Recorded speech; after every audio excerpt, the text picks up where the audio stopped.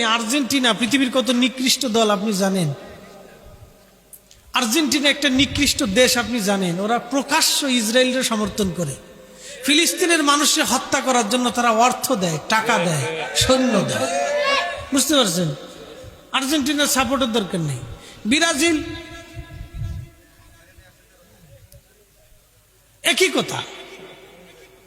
পৃথিবীর বেশি অস্ত্র ব্রাজিল ইসরায়েলের কাছে বিক্রি করছে, এটা জানেননি? এটা তো জানেন না। যুদ্ধ করার জন্য অস্ত্র বিক্রি করছে। উফরতে বলে যে তোমরা যুদ্ধ করো না, মানবতা বিরোধী, কিন্তু অস্ত্র ঠিকই বিক্রি করতেছে, কারণ টাকার দরকার।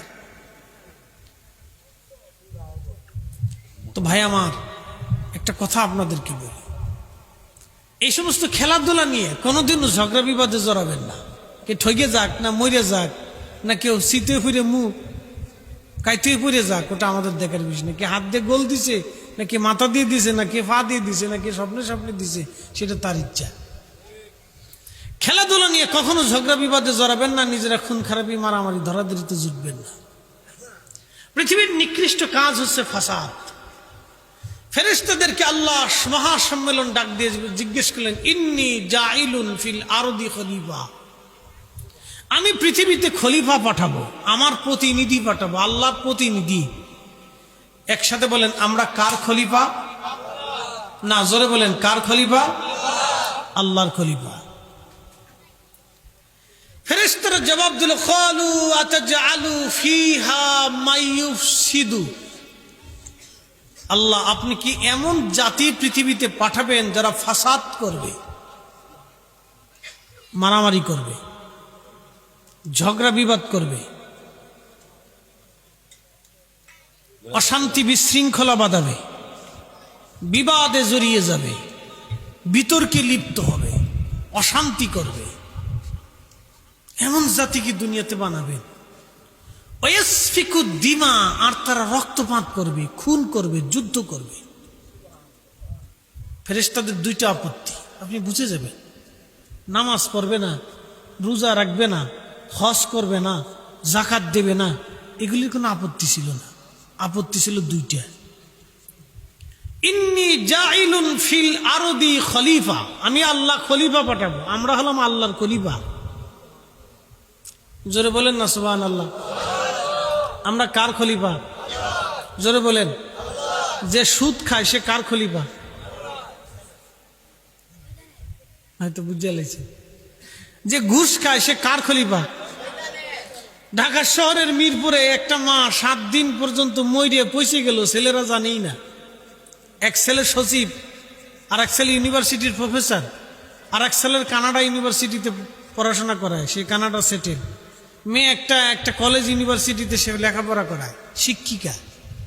মা 7 দিন পর্যন্ত মরিয়ে পৌঁছে শেষ হয়ে গেছে, ছেলেরা জানেই না। ঈদ চলে গেছে, ছেলে মেয়েরা জানেই না। কি বুঝলেন? বাংলাদেশ আজ্ঞামে জাহিলিয়াতের বাদ আছে কি? 2026 থেকে 2016 থেকে 2026 পর্যন্ত 10 বছরে 6000 শিশু মেয়ে ধর্ষণের শিকার হয়েছে বাংলাদেশে। কয় হাজার? 6000। কুত্তায় দর্শন করছে তো মানুষই তো করছে। আপনি বুঝেন, 2-5টা 10টা যদি হইতো তাহলে বিচ্ছিন্ন ঘটনা বলতাম। 10,000 শিশু বাচ্চা যেই দেশে ধর্ষণের শিকার হয়, সে দেশে মানুষ কয়জন আপনি হিসাব করেন? আপনি হিসাব করেন। ওই যে ফেরেশতারা আপত্তি করলো, ওয়াসফিকু দিমা, তারা রক্তপাত করবে, খুন করবে, মাইয়ুফসিদু, ওরা ফাসাদ করবে, অশান্তি বাঁধাবে, বিশৃঙ্খলা করবে, ঝগড়া করবে, মারামারি করবে, পিটিপিটি করবে। আল্লাহ এই জাতি দুনিয়াতে বানায়েন না। নাহনু, আমরাই তো নুসাব্বিহু, আপনার তাসবিহ করতেছি, বিহামদিকা, আপনার হাম করতেছি, আপনার প্রশংসা করতেছি, ওয়া নুকাদ্দিসু লাক, আপনার পবিত্রতা, আপনার জিকির ফিকির ইবাদত যা আছে আমরাই ফেরেশতারা করতেছি। ও জাতি বানানোর দরকার নেই। আমাদের তৈরি করার আগে ফেরেশতারা ভেটু দিয়ে 2টা আপত্তি উত্থাপন করেছিল। 1 নম্বরে ফাসাদ করবে, মারামারি করবে, বিশৃঙ্খলা করবে, ঝগড়া করবে, বিবাদ করবে, অশান্তি বাঁধাবে। বাংলাদেশের এমন কোন গ্রাম নাই যে গ্রাম শান্তিতে আছে, পৃথিবীর এমন কোন জনপদ নাই যে জনপদ শান্তিতে আছে। বিবাদে জড়াই রয়েছে, শুধু বিবাদ আর বিবাদ, অশান্তি আর অশান্তি। প্রিয় উপস্থিতি, সেই দিন রব্বুল আলামিন একটা কথা আমাদেরকে জানিয়ে দিলেন, ইন্নী ক্বালা ইন্নী আ'লামু মা লা তা'লামুন। ফেরেশতারা রে, আমি যা জানি তোমরা তা জানো না। ফেরেশতারা জানে না এই মানব জাতির ভিতরে আখিরি নবী আসবে।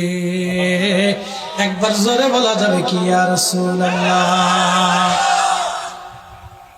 বুঝাইতেছি, একটু সাটা গিলেলে, হ্যাঁ, নাহলে গলার ধার হইতো না।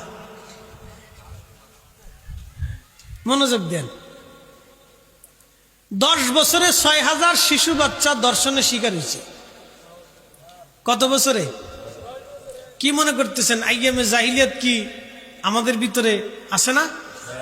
কতক্ষণ আসে না? আছে। প্রতিদিন বাংলাদেশে 2-4টা খুন হয়, মার্ডার হয়, মারামারি হয়, পিটিপিটি হয়, এরপরে ডাকাতি হয়, চুরি হয়, ধর্ষণ হয়, অনেক ঘটনা বাংলাদেশে। এমনকি মাদ্রাসা আর হুজুররা বলৎকার করে। কুত্তায় যেটা চিন্তা করে না সেটা ও চিন্তা করছে মাদ্রাসার ভিতরে। ওর জুতা দিয়ে বাইরে গিয়ে ওরা আগুন দিয়ে ফুরাই দিলেও তো হকা দেয় ওরা। আমি ঠিক করলেও ঠিক, না ঠিক করলেও ঠিক। একটা জাতির আল্লাহ ধ্বংস করে দিছে শুধু এই বলৎকারের জন্য। এই জাতির নাম হচ্ছে কওমে লূত। কওমে লূত। জীবনে দেখছেন কোন পুরুষ কুত্তার লাগে অকাম করছে? কোন গরুর সাথে পুরুষ গরুর সাথে অকাম করছে? তো গরুতে করলো না, কুত্তাই করলো না, শুয়োরে করলো না, মানুষে করে কে? তার মানে বোঝা গেল আইয়ামে জাহিলিয়াতকে আমরা ফেল করে ফেলছি। কথা কন না কেন? আল্লাহর আকাশ থেকে তো পাথর আসার কথা ছিল। কি আসার কথা ছিল? কেন আসে না? কেন আসে না বলবো, বলে দিয়েছে। যদি কোনোদিন মদিনাতুল মুনাওয়ারাতে যান, একটা পাহাড় আছে জাবাল আবু সিলা। জাবাল আবু সিলা, এটা আমরার সাথে হজে গেলে, উমরায় গেলে আমরা দেখাবো। জাবাল আবু সিলা, খন্দকের পাহাড়ের পিছনের পাহাড়।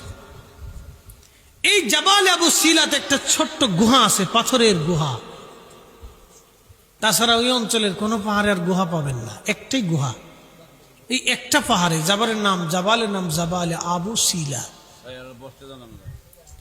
এই পাহাড়ের ছোট্ট গুহার ভিতরে নবীজি 3 দিন 3 রাত 72 ঘন্টা একটানা সেজদায় পড়ে রইলেন। খাওয়া নাই, গোসল নাই, ছেলে নাই, সন্তান নাই, স্ত্রী নাই, নাতি নাতকুর নাই, সমাজ নাই, রাষ্ট্র নাই, সব থেকে বিচ্ছিন্ন হয়ে এই পাহাড়ের নির্জন স্থানে নবীজি সেজদার ভিতরে পড়ে শুধু একটাই চিৎকার দিচ্ছিলেন, ইয়া রাব হাবলি উম্মতি, আল্লাহ আমার উম্মতের উপায় কি হবে? জোরে, আরো জোরে বলেন ইয়া রাসূলুল্লাহ। একটাই কথা ছিল, আল্লাহ আমার উম্মতের উপায় কি হবে? আর কোনো কথা নেই। 3 দিন পর্যন্ত আল্লাহ সাড়া দেন নাই, কোনো কথা আল্লাহ বলেন নাই। 3 দিন সেজদায় পড়েছিলেন। 3 দিন পরে আল্লাহ ডাক দিলেন, হাবিব কি চান? বলে আমার উম্মতের উপায় কি? আল্লাহ ডাক দিলেন, আপনার উম্মতের ব্যাপারে আপনি যা চাবেন আমি আল্লাহ তাই দেব। আরো জোরে চিৎকার মেরে বলেন আল্লাহু আকবার। সেই নবীর মিলাদুন নবী আল্লাহর জমিনেই হবে। কথা বলেন ঠিক না বেটা? সেই নবীর দুরুদ ও সালাম এই জমিনেই হবে। কথা বলেন ঠিক না বেটা?